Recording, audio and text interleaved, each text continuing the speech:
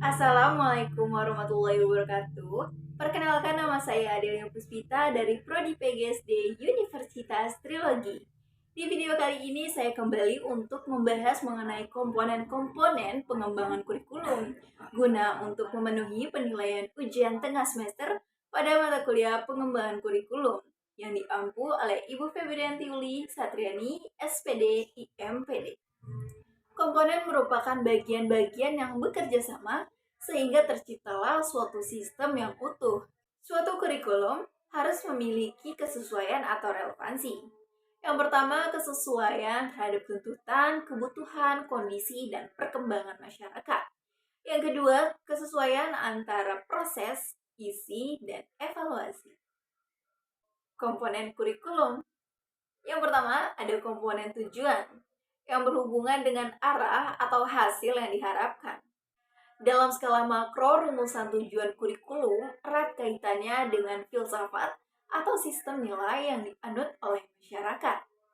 Dalam skala mikro, tujuan kurikulum berhubungan dengan visi dan misi sekolah, serta tujuan-tujuan yang lebih sempit, seperti tujuan setiap mata pelajaran atau tujuan proses pembelajaran. Tujuan pendidikan memiliki klasifikasi.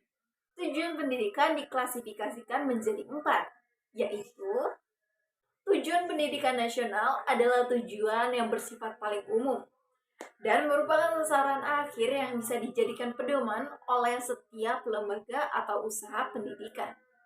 Artinya setiap lembaga atau penyelenggara pendidikan harus dapat membentuk manusia yang sesuai dengan rumusan itu.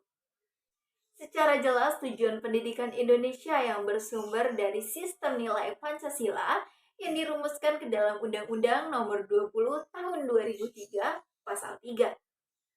Tujuan institusional. Tujuan institusional adalah tujuan yang harus dicapai oleh setiap lembaga pendidikan.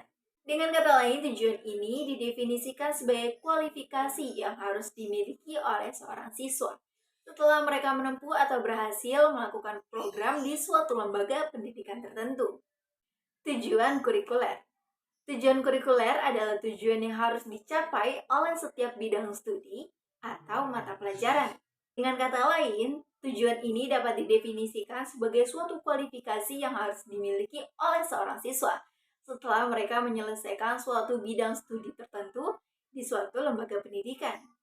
Tujuan pembelajaran merupakan bagian dari tujuan kurikuler yang dapat didefinisikan sebagai suatu kemampuan yang harus dimiliki oleh anak didik setelah mereka melakukan bahasan tertentu dalam suatu bidang studi tertentu dalam satu kali pertemuan. Komponen isi atau materi pelajaran. Isi kurikulum merupakan komponen yang berhubungan dengan pengalaman belajar yang harus dimiliki oleh seorang siswa. Isi kurikulum itu menyangkut semua aspek, baik itu pengetahuan atau materi pelajaran, yang biasanya tergambarkan pada setiap isi mata pelajaran yang diberikan, maupun aktivitas atau kegiatan siswa. Baik materi atau aktivitas itu seluruhnya akan diarahkan untuk mencapai tujuan yang ditentukan. Komponen metode atau strategi. Komponen ini merupakan komponen yang sangat penting karena berhubungan dengan implementasi kurikulum.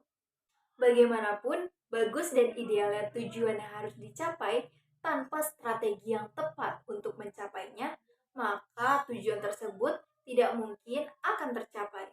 Strategi meliputi rencana, metode, dan perangkat kegiatan yang direncanakan untuk mencapai tujuan tertentu. Sejalan dengan pendapat sebelumnya, Tera Kajoni 1989 mengartikan strategi pembelajaran sebagai pola atau urutan perbuatan guru dan siswa dalam kegiatan belajar mengajar untuk mencapai pembelajaran atau tujuan belajar yang telah ditentukan. Dari pendapat tersebut, ada 2 hal yang perlu kita cermati. Yang pertama, strategi pembelajaran merupakan rencana tindakan, termasuk penggunaan metode dan pemanfaatan berbagai sumber daya atau kekuatan dalam pembelajaran. Yang kedua, strategi disusun untuk mencapai tujuan tertentu. Artinya, arah dari semua keputusan penyusunan strategi adalah pencapaian tujuan. Upaya untuk mengimplementasikan rencana yang sudah disusun dalam kegiatan nyata agar tujuan yang telah disusun dapat tercapai secara optimal dinamakan metode. Ini berarti metode digunakan untuk merealisasikan strategi yang telah ditetapkan. Misalnya dalam kegiatan ekspositori, kita bisa menggunakan metode ceramah, tanya jawab, ataupun diskusi untuk memanfaatkan sumber daya yang ada, atau bahkan menggunakan media pelajaran. Oleh karena itu, strategi berbeda dengan metode. Strategi lebih menuju kepada a plan of operation achieving something, sedangkan metode adalah a way in achieving something. Komponen evaluasi.